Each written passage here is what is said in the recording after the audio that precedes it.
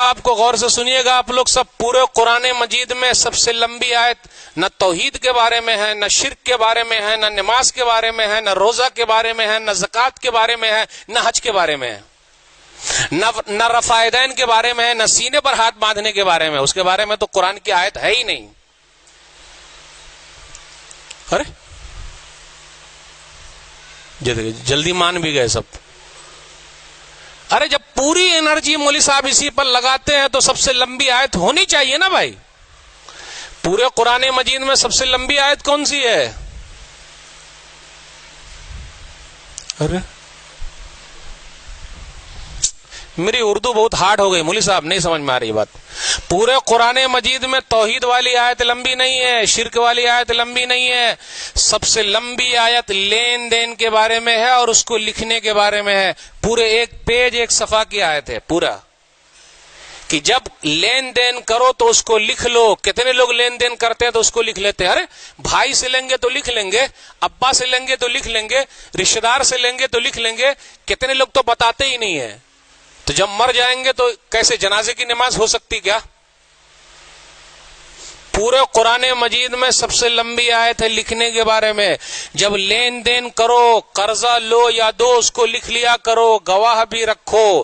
نہیں کرتے ہم اور آپ اس آیت پر عمل نہیں کرتے تو آگے چل کے جھگڑا ہو جاتا ہے، کیس ہو جاتا ہے، کہیں چل کے مرڈر ہو جاتا ہے، رشتہ داری ختم ہو جاتی ہے، دشمنی بڑھ جاتی ہے، سب ختم. قرآن مجید کی سب سے لمبی آیت ہے لکھ لو. ہم اور آپ لکھتے نہیں. ارے دوستی میں لکھیں گے، بھائی چارے میں لکھیں گے. بھیا سے پیسہ مانگا، چپکے سے لوگ مانگتے. ماموں سے مانگا، بھانجے سے مانگا، پیسہ دینا. ارے بھائی مانگیے تو ساتھ میں کسی کو رکھ کے مانگیے. کیوں؟ اگر آپ اللہ نہ کرے دنیا سے چلے جائیں، پتا تو رہے کہ بھائی ان کے اوپر قرضہ ہے، کوئی ادا کرنے کے لیے کھڑا تو ہو جائے گا. ہم اور آپ عمل نہیں کرتے. میرے بھائیو، قرضے کا مسئلہ ہو، لین دین کا مسئلہ ہو، اس کو لکھ لیجئے. کیوں؟ جنازے کی نماز ہو سکتی کیا؟ آئیے سن لیتے ہیں حدیث. کیسی حدیث ہے؟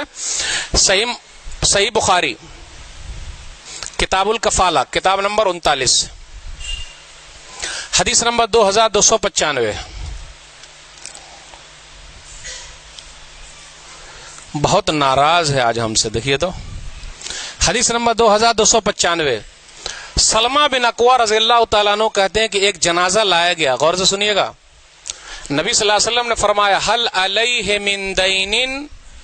یہ نہیں پوچھا یہ جنازہ نمازی ہے، روزے دار ہے، حاجی ہے، زکاتی ہے، توحیدی ہے. نہ، نبی صلی اللہ علیہ وسلم نے جنازے کے بارے میں پوچھا، مردے کے بارے میں پوچھا، اس کے اوپر قرضہ ہے کیا؟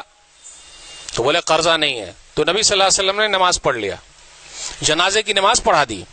ایک دوسرا جنازہ اور آیا، پوچھا حل علیہ من دین، کیا اس کے اوپر قرضہ ہے؟ تو کچھ لوگوں نے کہا کہ ہاں اس کے اوپر قرضہ ہے. اس حدیث سے یہ پتا چلا جب ہم اور آپ قرضے کا لین دین کریں تو ایک آدمی کو، دو آدمی کو گواہ بنا کے لکھ لے، تاکہ وہ مرنے کے وقت گواہی دے کہ ہاں ان کے اوپر قرضہ ہے. تو کہا لوگوں نے کہ ہاں نبی صلی اللہ علیہ وسلم ان کے اوپر قرضہ ہے. تو نبی صلی اللہ علیہ وسلم نے فرمایا صلو علی صاحبکم، جاؤ تم لوگ اپنے بھائی کے اوپر نماز پڑھ لو، جنازے کی نماز پڑھ لو. میں نماز نہیں پڑھاتا، میں نماز نہیں پڑھاتا، اس کے اوپر قرضہ ہے. آج کل ہم اور آپ قرضہ لے رہے ہیں، کس کے لیے لے رہے ہیں؟ بیٹوا کے لیے لے رہے ہیں، بہترین گھر بنانے کے لیے لے رہے ہیں. آئیے ایک اہم معاملہ سمجھا دوں. آئیے ایک اہم معاملہ سمجھا دوں، کتابوں کے ذریعے، واقعات کے ذریعے. ایک آدمی بھاگتا ہوا آیا، بولے 45 لاکھ. غور سے سنیے گا، 45 لاکھ. جنازہ تیار ہے، نماز ہو گئی ہے، دفن کرنا ہے. بولے 45 لاکھ. غور سے سنیے گا ذرا، 45 لاکھ. ایک بیٹا کھڑا ہوا، میں تو نہیں دے سکتا، میرے پاس کہاں ہے. دوسرا بیٹا کھڑا ہوا، میں تو نہیں دے سکتا، میرے پاس کہاں ہے. تیسرا بیٹا کھڑا ہوا، میں تو نہیں دے سکتا، میرے پاس کہاں ہے. بیٹی کو پتا چلا. ہم اور آپ بیٹی کے بارے میں کیا کہتے ہیں؟ یہ موٹا مال نہیں ہے، بیٹی ہی کام آتی ہے. یاد رکھیے گا غور سے، بیٹی کام آتی. بیٹی کو پتا چلا کہ بابا کی لاش کو ایک آدمی دفن نہیں ہونے دے رہا ہے. بولے نہیں. تو وہ بھاگتی ہوئی آئی اور 15 لاکھ کا زیور لے کے آ گئی. 15 لاکھ کا زیور لے کر آئی اور کہا اس آدمی سے کہ یہ 15 لاکھ کا زیور رکھ لیجئے, 15 لاکھ کا زیور رکھ لیجئے, اس کے بعد جتنا پیسہ باقی ہے 45 لاکھ میں پورا دے دوں گی, آپ رکھ لیجئے اور میرے ابا کو دفن ہونے دیجئے. غور سے سنیے گا اس کے بعد کیا ہوا. وہ آدمی پلٹی کھایا, بولے بھائیو سنو, 45 لاکھ لینا نہیں بلکہ میں 45 لاکھ اس مردے کو دینا چاہتا ہوں, میرے ذمے ہے, میں اس کو دوں گا, لیکن میں دوں گا تو کس کو دوں گا. تینوں بیٹوں کی حالت کیا ہوئی ہوگی, تینوں بیٹوں کی حالت کیا ہوئی ہوگی.